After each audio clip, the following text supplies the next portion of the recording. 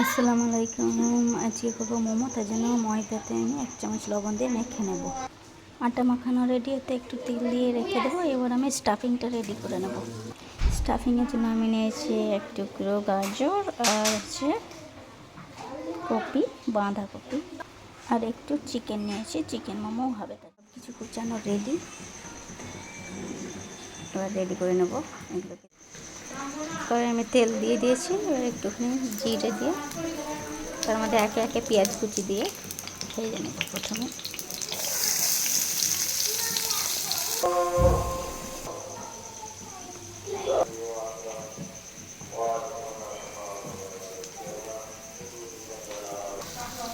মোমোর stuffing ready. Momo ready, এবার steam করবো এগুলোকে।